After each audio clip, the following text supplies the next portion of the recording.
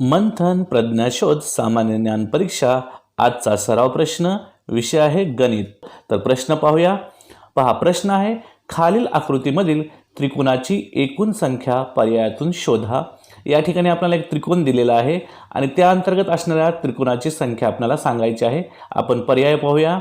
पर्याय पहिला आहे 4, दुसरा आहे 6, तिसरा आहे 10 आणि चौथा पर्याय आहे 8। असा प्रश्न जेव्हा आपल्याला परीक्षेमध्ये येतो त्यासाठी एक ट्रिक वापरायची असते। तर ते ट्रिक काय ते पाहूया।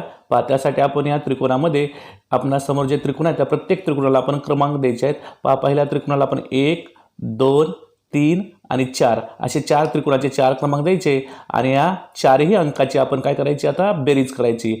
1 आणि 2 3, 3 आणि 3 6, 6 आणि 4 10 म्हणजे या त्रिकोणामध्ये एकूण 10 त्रिकोण असणार आहेत। म्हणजेच आपला पर्याय क्रमांक 3 हे या ठिकाणी उत्तर असणार आहे।